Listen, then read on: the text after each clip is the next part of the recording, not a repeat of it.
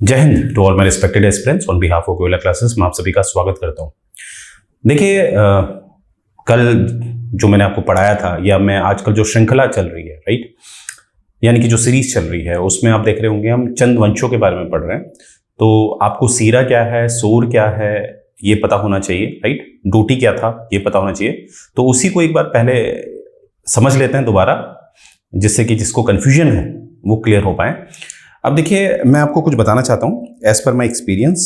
एक सेकेंड, अगर मैं ये उत्तराखंड का एक मैप बनाता हूँ, ठीक है, इस फॉर्म में, ठीक है, तो यहाँ पर आप जानते हैं ये आपका पिथौरागढ़ है, ये आपका पिथौरागढ़ है, ये आपका चंपावत है, सी मतलब चंपावत, और ये आपका उधम सिंह नगर है, राइट। और यही आपके नेपाल को छूता है, यहाँ पर आपका नेपाल है।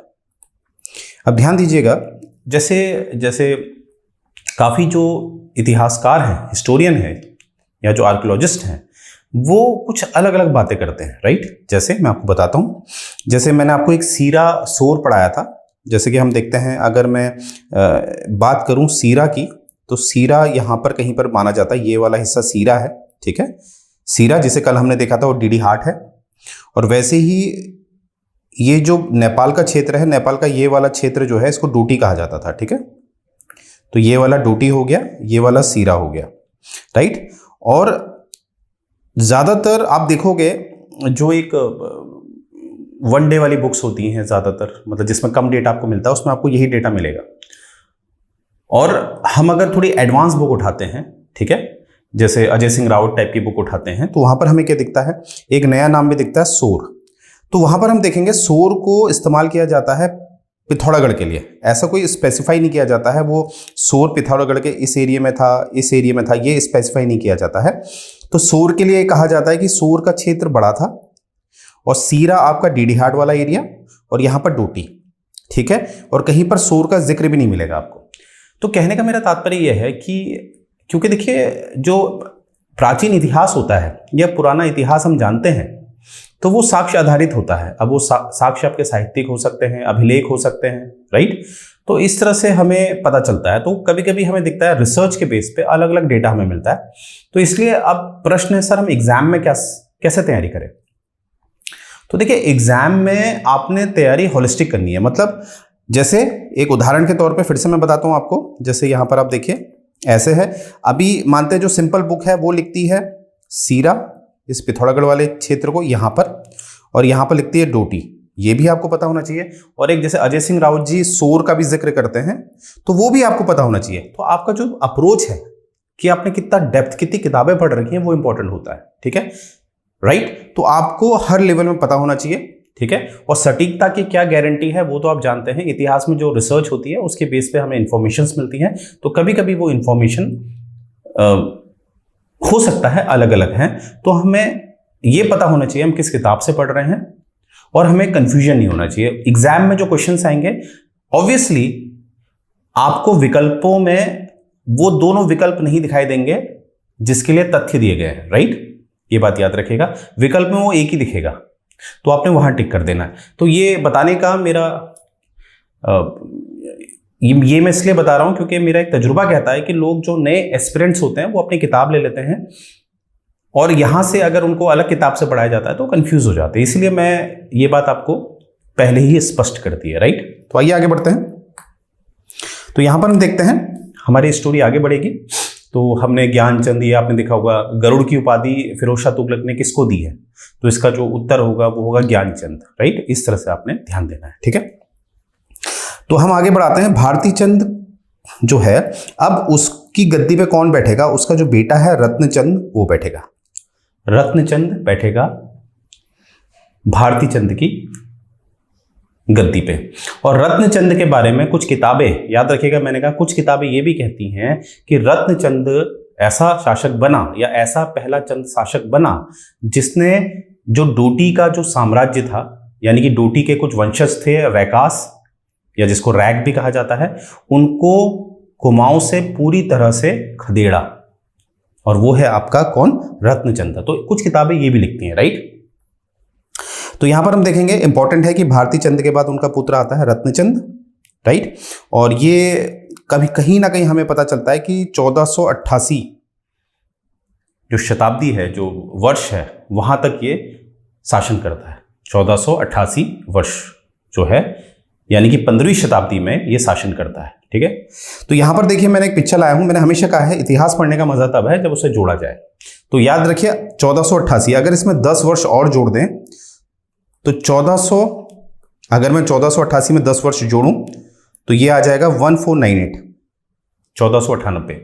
10 वर्ष बाद जो यूरोपियन है वो भी भारत में पहुंच जाते हैं। आप जानते ही हैं वास्को ड गामा 1498 में कालीकट के तट पर पहुंचा, जहां जैमोरिन जो शासक था कालीकट का, उसने वास्को ड गामा का स्वागत किया।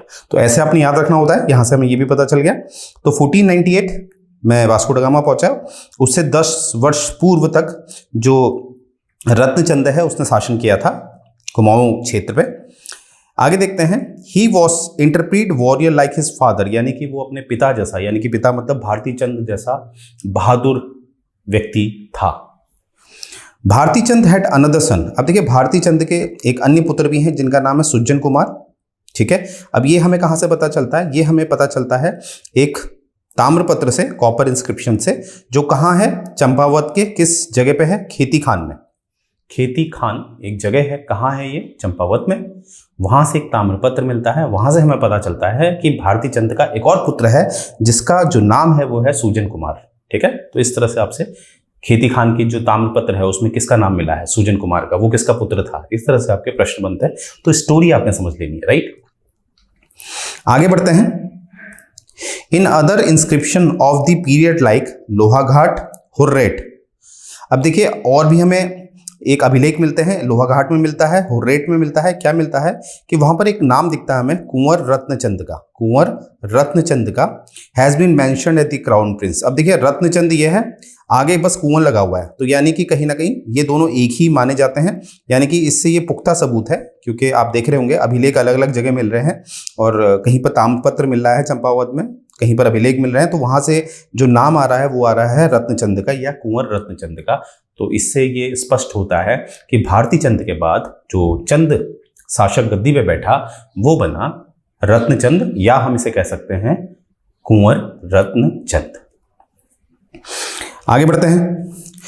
Ratanchand supported his father Bharati Chand in several military expedition of Sor, Sor मतलब पिथौरागढ़, सीरा डीडीहाट, थल ये भी पिथौरागढ़ में है, जुमला बजंग ये सब आपके पिथौरागढ़ में एक स्थान है।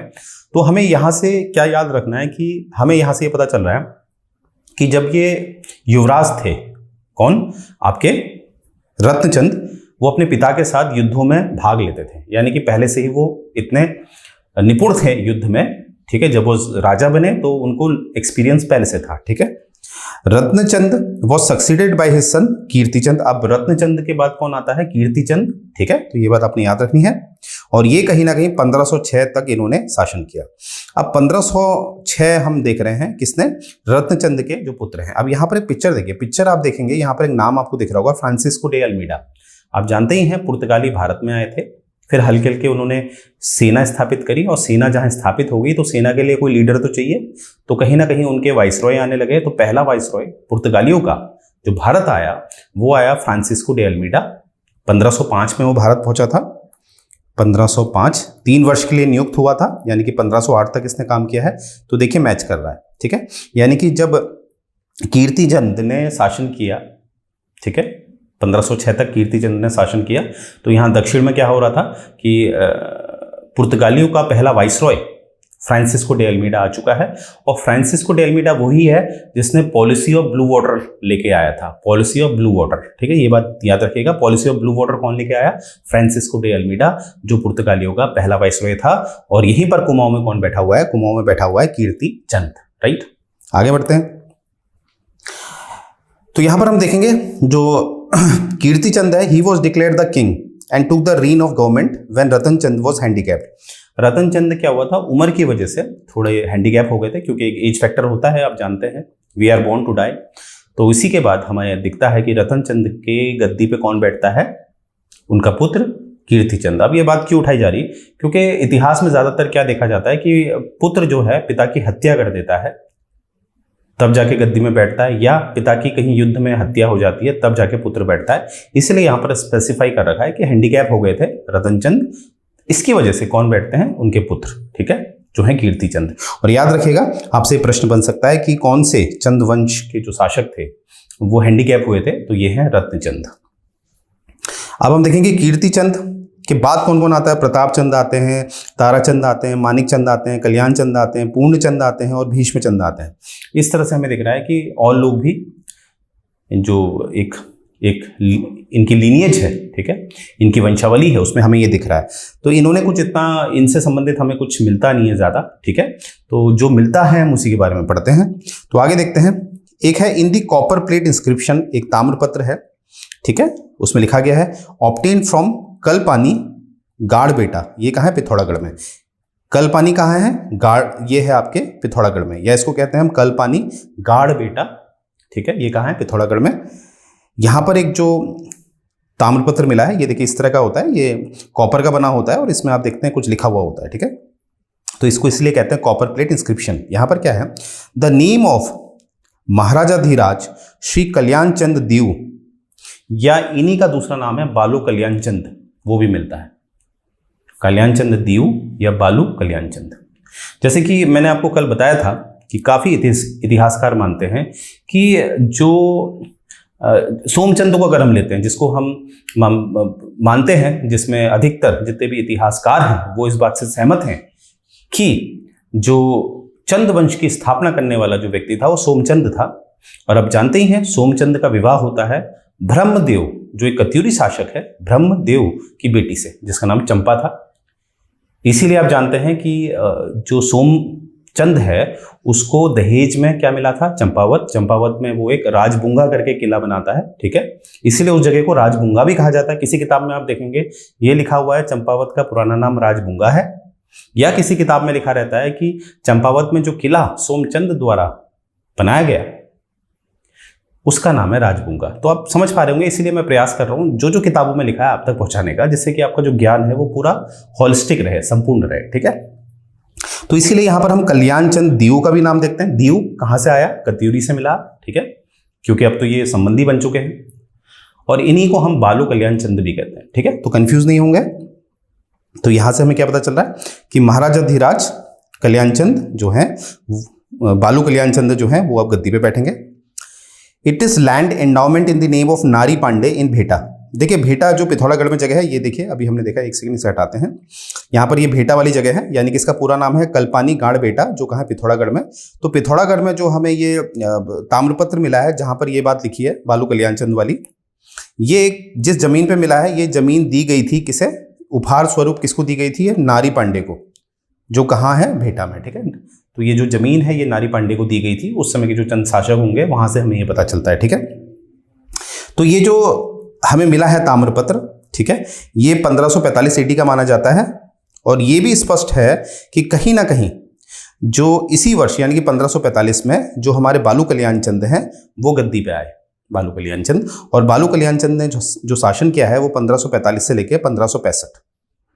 अब देखिए ये पिक्चर, देखिए पिक्चर में आप देख रहे होंगे, ये एक मूवी आई थी जोधा अकबर, जो ऋतिक रोशन और ऐश्वर्या राय की थी। यहाँ पर आप देखेंगे जो ऋतिक रोशन जी हैं, इन्होंने अकबर की भूमिका निभाई थी, मुगल सम्राट अकबर की। तो अकबर जो गद्दी पे बैठा था वो दूसरे पानीपत के युद्ध से बैठा था, यानी कि दूसरा पानीपत का युद्ध कब हुआ था, 1556 में। 1556 से 1605 तक अकबर गद्दी पे बैठा था, ये बात आपने याद रखनी है। तो यहाँ पर आप देखिए कुछ ना कुछ समकालीन बन रहा है, यानी कि हम कह सकते हैं कि जब बालू कल्याण चंद का जो राज्य था, जब अंत में उसका राज्य चला था, एंड फेज चल रहा था, तो उस समय जो सम्राट बने, मुगल सम्राट बने, वो अकबर थे, ठीक है। आगे देखते हैं। अब देखिए अभी तक देखिए मैंने आपको क्या बताया, जब कहा जाता है कि 11वीं शताब्दी में सोमचंद ने चंद वंश की स्थापना करी और राजधानी क्या बनाई, राजबुंगा को, ठीक है। अब राजबुंगा को आप चंपावत कह सकते हैं, या आप ये कह सकते हैं कि चंपावत में किला बनाया गया था राजबुंगा, ठीक है। तो अपनी राजधानी सोमचंद ने या चंद वंश ने कहाँ बनाई, चंपावत में। अब बालू कल्याण चंद जो हैं वो पहले चंद शासक बनेंगे जो ये राजधानी को चंपावत से अल्मोड़ा की तरफ लाएंगे। ठीक है, तो यहां पर बालू कल्याण चंद इसके लिए जिम्मेदार हैं, जो राजधानी को चंपावत से अल्मोड़ा की तरफ लाते हैं। कब? 1563। यानी कि अभी भी देखिए पिक्चर वही है, यानी कि इस समय अकबर गद्दी पे बैठे हैं। ठीक है, ये बात आपने याद रखनी। तो आपसे एग्जाम में क्वेश्चन पूछा जा सकता है कि राजधानी किसने ट्रांसफर करी अल्मोड़ा की तरफ, तो इसका जो आंसर है वो है आपका बालू कल्याण चंद। ठीक है, अब देखिए बालू कल्याण चंद के बारे में अब पहले पिक्चर देख लेते हैं स्लाइड में। यहां पर मैंने पिक्चर डाली है मोहम्मद बिन तुगलक की। जैसा कि आप जानते ही हैं, मैंने आपको बताया था दिल्ली सल्तनत जब स्थापित होती है 1206 में कुतुबुद्दीन ऐबक गुलाम वंश की स्थापना करता है दिल्ली सल्तनत में। गुलाम वंश के बाद हमें खिलजी वंश मिलता है, फिर तुगलक वंश मिलता है, फिर सैयद वंश मिलता है। परंतु तुगलक वंश में अगर मैं आता हूं तो तुगलक वंश का एक शासक है जिसको पागल भी बोला जाता है, जिसने 1325 से लेकर 1351 तक शासन किया, जिसका नाम है मोहम्मद बिन तुगलक।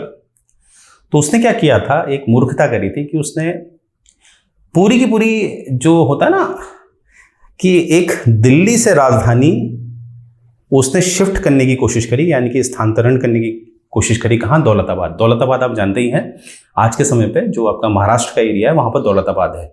और मोहम्मद बिन तुगलक ने क्या किया था, जो भी उसकी प्रजा थी लगभग 50% प्रजा को लेते हुए वो दिल्ली से आया दौलताबाद, और रास्ते में कितने लोग तो मर गए। ठीक है, फिर जब वो दौलताबाद पहुंचा मोहम्मद बिन तुगलक, तो उसको लगा अरे आधे लोग तो मर गए हैं, यहाँ तो सर्वाइव ही नहीं कर पा रहे हैं, क्योंकि दिल्ली का तापमान अलग है ना, और यहाँ अलग ही है। फिर वापस चला गया तो वापसी में और लोग मर गए। तो इसीलिए कहा जाता है मोहम्मद बिन तुगलक पहले करता था फिर सोचता था, इसीलिए उसको थोड़ा सा पागल कहा जाता था। तो क्या है, मोहम्मद बिन तुगलक को मैं यहाँ क्यों लाया हूँ, क्योंकि यहाँ पर आप देख रहे हैं कि कुछ ऐसी हरकतें की जा रही हैं जो मूर्खता वाली हैं। ठीक है, आइए अब देखते हैं यहाँ क्या समझ में आता है कि पूरी राजधानी वो की जा रही है। ठीक है, तो यहाँ पर हम बात करेंगे अभी ये बालू कल्याण चंद की। He took the representative of 2 influential Brahmins community, ठीक है, Pant and Upreti of Mankot to the new capital of that state. यानी कि इसने भी राजधानी बदली थी। ठीक है, कहां से? दिल्ली से, मैंने बताया दौलताबाद। वैसे ही जो बालू कल्याण चंद है उसने भी अपनी राजधानी बदली, कहां से कहां तक? राजबुंगा से, यानी कि चंपावत से अल्मोड़ा। अब यहां पर क्या हुआ कि जो बालू कल्याण चंद है वो अपने साथ एक जो वहां के लोगों का वर्चस्व है, जैसे आप कहीं नई जगह आज जा रहे हो, वहां ऑलरेडी लोग बसे हुए होते हैं, उनसे वो क्या करता है, एक तरह का समझौता कर देता है, यानी कि उनको वर्चस्व दे देता है, उनको अच्छे पद दे देता है। ठीक है, तो वही करता है बालू कल्याण चंद। तो उस समय अल्मोड़ा में 2 ब्राह्मण समुदाय काफी प्रचलित था, वर्चस्व था उनका। एक थे पंत और उप्रेती मानकोट के।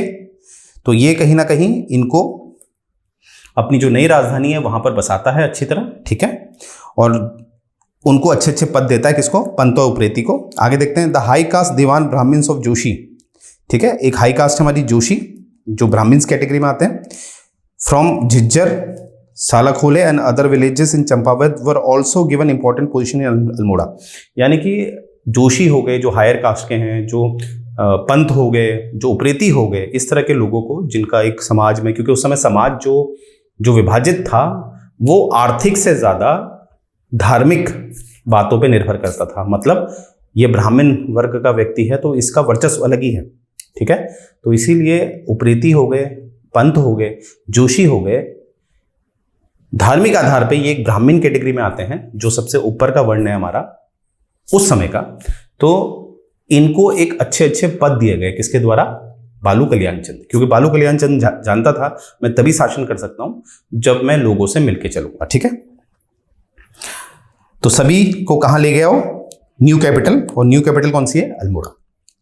अब हम देखेंगे रुद्रचंद के बारे में। ठीक है, he ascended the throne after his father Balo Kalyan चंद। अब बालू कल्याण चंद के बाद गद्दी पे कौन बैठा है? रुद्रचंद। ठीक है, according to the available sources he ruled from 1565 से 1597। इसीलिए मैंने अकबर की ही फोटो रखी है, क्योंकि 1605 तक तो अकबरी शासन में रहेंगे।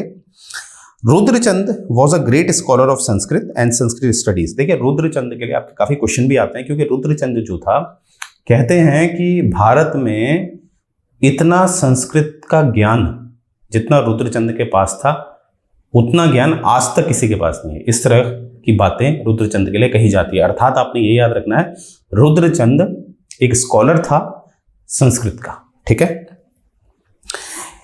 ये क्या करता था, he held annual debate Sanskrit in the capital. जैसे अकबर से, देखिए अकबर से इसकी समानता आ रही है, एक तो समकालीन है, ऊपर से क्या है, अकबर भी क्या करता था, अकबर भी ज्ञान का प्यासा था, इसीलिए अकबर क्या करता था, अलग अलग समुदाय के लोगों को बुलाता था। जैसे आपने देखा होगा पुर्तगालियों को भी अकबर लेटर लिखते थे, 3 बार पुर्तगालियों से, इन्होंने जो पुर्तगालियों के जो सबसे ज्ञानी लोग हैं अकबर उनको बुलाता था, और पुर्तगाली भेजते भी थे। क्यों भेजते थे, कि किसी भी तरह अकबर को ईसाई धर्म के बारे में बताना और किसी भी तरह अकबर को ईसाई धर्म में परिवर्तित कर देना, ये मेन मुद्दा था, ठीक है। तो जैसे कि आप जानते हैं, जब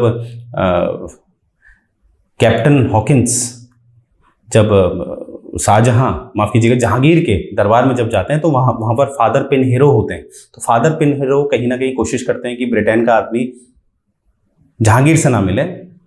तो ये फादर पिनहेरो कहाँ से आए, फादर पिनहेरो वही तो थे, क्योंकि अकबर क्या करता था, लोगों को बुला लेता था, फिर अपने ही दरबार में रखता था। तो फादर पिनहेरो असल में कौन थे, एक पुर्तगाली थे, ठीक है।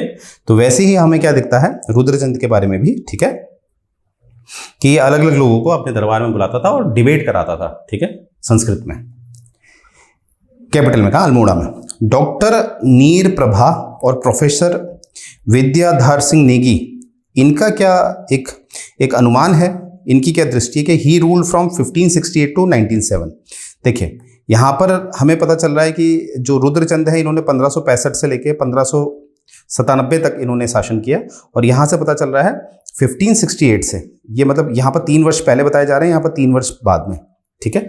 तभी मैंने कहा था कि जो अलग अलग इतिहासकार हैं वो अलग अलग, क्योंकि उनकी रिसर्च के आधार पे वो लोग अपनी टिप्पणी देते हैं, ठीक है। इसीलिए थोड़ा सा हिस्ट्री में जब हम पढ़ते हैं तो सटीकता आना बड़ा मुश्किल है, राइट। तो आपने बस हिस्ट्री को समझना होता है, राइट। आगे देखते हैं, आप देखते हैं जो रुद्रचंद हैं उनके कोर्ट में, जो उनके कोर्ट के पंडित थे, ठीक है, वो कहीं ना कहीं संस्कृत में बड़े ज्ञानी थे, और ये कहा जाता था कि जो उस समय ही बनारस और कश्मीर के जो पंडित हैं उनका भी दबदबा था। तो इसीलिए क्या होता था कि जो रुद्रचंद है वो कहता था कि आप लोग हमारे वहाँ आइए और हमसे डिबेट करिए और हमें हरा के दिखाइए। मतलब एक तरह का ज्ञान के लिए बहस कराने का शौक था किसको, रुद्रचंद को। एग्जाम वाइज आपको क्या रहा याद रखना है कि जो त्रिवर्णिका धर्म निर्णय जो किताब लिखी है वो लिखी है रुद्रचंद ने। ये एक संस्कृत में किताब लिखी है, ये आप देख रहे होंगे। अच्छा, यहाँ पर आप देखिए साइड में क्या है, रास तरंगिनी, जो काफी प्रसिद्ध लेख है, ये किसने लिखा है, कलहन ने, ठीक है। तो इस तरह से एक सिमिलर मैंने कर दिया, क्योंकि एग्जाम में पूछते हैं कि रास तरंगिनी किसने लिखा है, तो आंसर है कलहन। वैसे ही याद रखेगा त्रैवर्णिका धर्म निर्णय किसने लिखा है, आप कहेंगे रुद्रचंद ने, ठीक है। ये बात आपने याद रखनी है।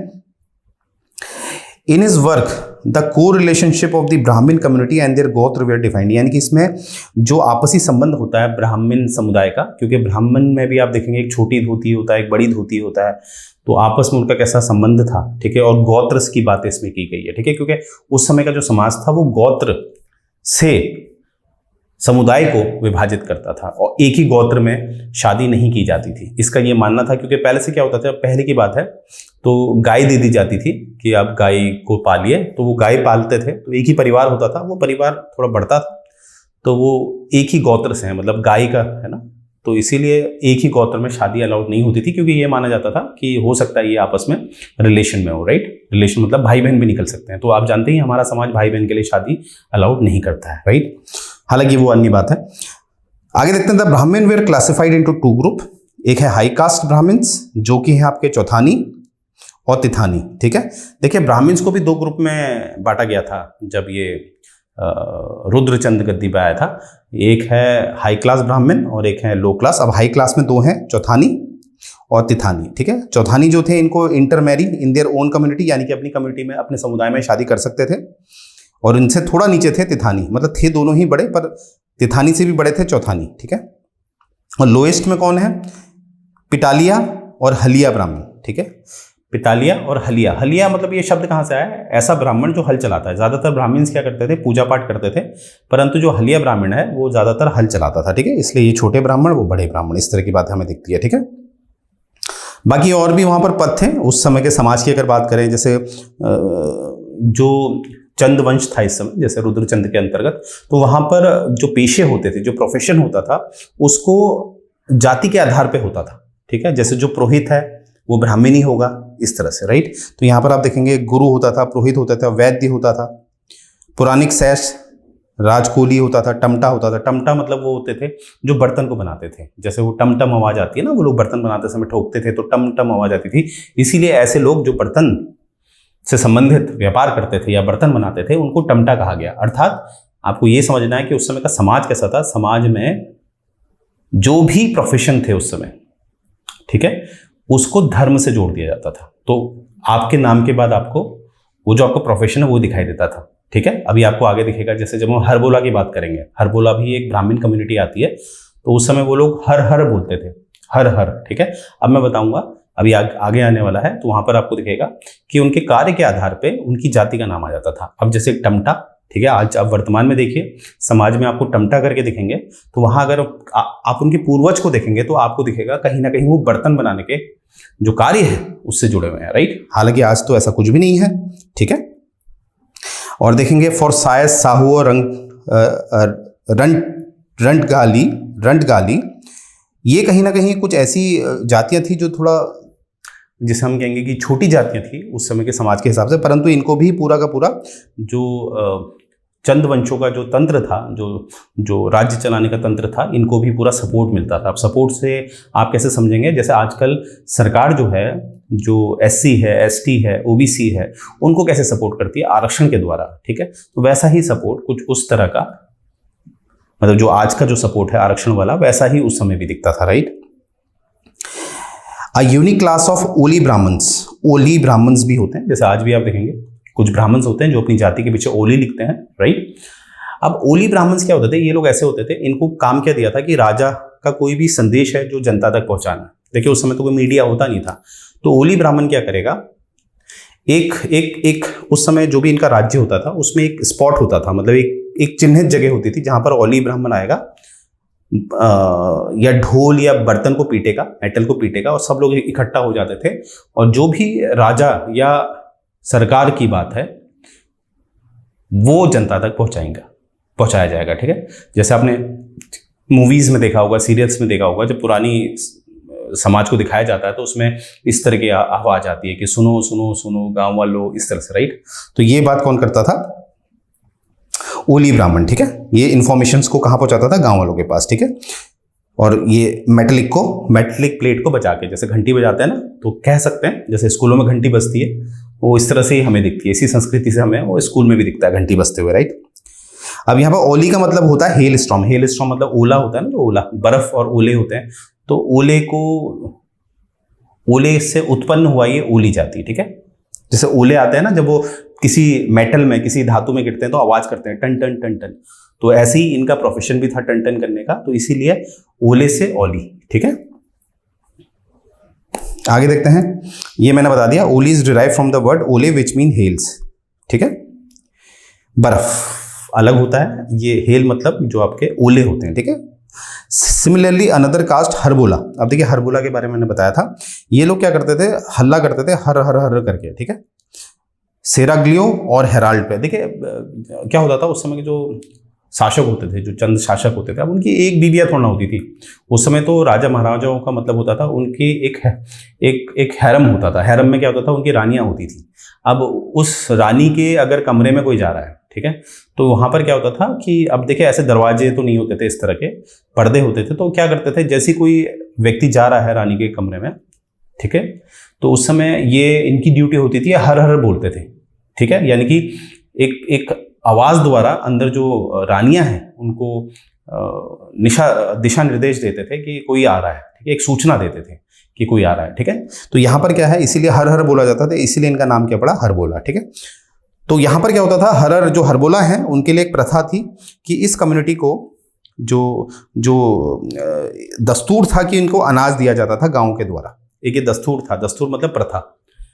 जैसे आजकल आप देखेंगे जो हमारा एक थर्ड जेंडर होता है, ठीक है, आप देखते होंगे अगर वो घर में आपके आते हैं, अगर आपका कोई शुभ कार्य होता है तो वो लोग आते हैं और आप उनको एक दस्तूर होता है कि उनको कुछ ना कुछ दिया जाता है, ये दस्तूर होता है, नियम तो नहीं होता पर दस्तूर होता है। वैसे ही हरबोला के लिए दस्तूर था कि इनको गांव वाले क्या देंगे, अनाज देंगे। ठीक है, आगे देखते हैं। अभी और है एक कैनिखस है। कैनिखस क्या थे, ये क्या करते थे, एक ऑफिसर होते थे, ध्यान दीजिएगा, ये चंद वंश का जो एडमिनिस्ट्रेशन है वो मैं आपको बता रहा हूँ। तो ये जो कैनिखस होते थे ये क्या करते थे, 1/6 1/6 जो गांव वाले अनाज उगाते थे उसको वसूलते थे। अब किसके लिए वसूलते थे, ये वसूलते थे एक तो राज्य की जो कैपिटल है उसके लिए, ठीक है, जो मतलब राज्य का जो राजस्व है समझ लीजिए, क्योंकि उस समय नोट तो होते नहीं थे, तो राजस्व मतलब यही है कितना अनाज है राज्य के पास। तो एक तो अनाज एक कैपिटल के लिए और दूसरा सर्वेंट्स के लिए। सर्वेंट्स मतलब जो राज परिवारों की सेवा में लगे हैं, सर्वेंट्स, उनके लिए। ठीक है, तो यहाँ पर आप देखेंगे, यहाँ पर आपको शब्द मिलेगा छोरा और छोरी। छोरा जो शब्द इस्तेमाल होता था वो जो मेल सर्वेंट होता था, जो पुरुष नौकर होता था, और छोरी मतलब जो एक महिला नौकर होती थी, उसके लिए छोरा और छोरी का इस्तेमाल किया जाता था। आज भी आप देखते होंगे बहुत जगह, आज भी वर्तमान में हमें ये शब्द दिखाई देते हैं, छोरा छोरी। ठीक है, असल में इसका जो मूल शब्द है आप समझ गए होंगे, जो नौकर होते हैं उसके लिए इस्तेमाल होता है। ठीक है, अब देखेंगे dastur was also provided for the barbers, potters, tailor, blacksmith and other skilled worker in the capital.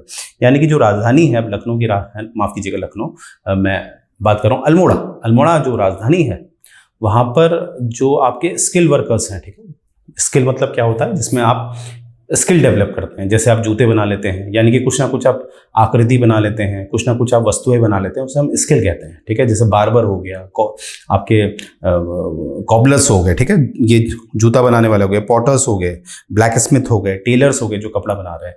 तो ऐसे जो स्किल्ड वर्कर थे उस समय समाज में, उनके लिए भी दस्तूर हुआ करता था, मतलब गाँव वाले उनको कुछ ना कुछ दस्तूर के रूप में देते थे। तो आप समझ पा रहे होंगे दस्तूर की बड़ी प्रथा थी ये चंदवंश में, राइट।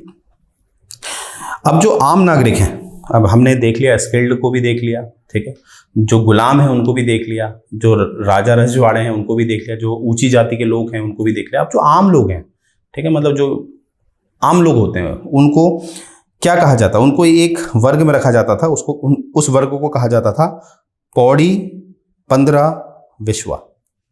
पौड़ी 15 विश्वा, पौड़ी 15 विश्वा। इसीलिए आप देखते हैं ये पौड़ी ही आप दिखेगा आपको, एक उत्तराखंड का पूरा जनपद आपको दिखता है पौड़ी, जो कि आज के समय पे जो हमारा उत्तराखंड है वो 2 मंडलों में विभाजित है, एक कुमाऊं मंडल, एक गढ़वाल मंडल। तो पौड़ी जो जनपद है आज के समय पे हमें गढ़वाल मंडल में दिखता है। फिलहाल अभी हम कुमाऊं मंडल को देख रहे हैं, तो यहीं से हम कह सकते हैं कि पौड़ी 15 विश्वा, इस तरह से नाम निकलते हैं और जो आज भी इस्तेमाल हो रहे हैं। ठीक है, तो ये मैंने आपको कुछ पढ़ाया है। और जो कन्फ्यूजन है, जैसे कि मैंने आपको बताया है कि सटीकता इतिहास में बड़ी मुश्किल होती है जब हम खासकर प्राचीन या मध्यकालीन इतिहास पढ़ते हैं, क्योंकि जो इसके स्रोत होते हैं, जो सोर्सेज होते हैं, वो इंस्क्रिप्शंस होते हैं, तो वो कब के लिखे हुए होते हैं। और कभी कभी अंदाजा भी लगाना पड़ता है, क्योंकि ड्यू टू वेदरिंग क्या होते हैं, वो इंस्क्रिप्शन थोड़े से खराब हो जाते हैं और कितने लोगों के बारे में तो हमें पता ही नहीं चलता। इसलिए जो आर्कियोलॉजिस्ट होते हैं, जो इतिहासकार होते हैं, वो अपने तजुर्बे से जो गैप होता है वो भरते हैं। इसीलिए आपको दिखता है कि थोड़ा ऊपर नीचे डेटा हो जाता है। तो इसीलिए हिस्ट्री के लिए आपको कॉन्सेप्ट क्लियर होने चाहिए, राइट। तो यहीं से मैं ये लेक्चर एंड करने जा रहा हूँ, और अगर आपको ये लेक्चर पसंद आ रहे हैं तो कमेंट करिए, राइट। तो यहीं से एंड करते हैं। जय हिंद।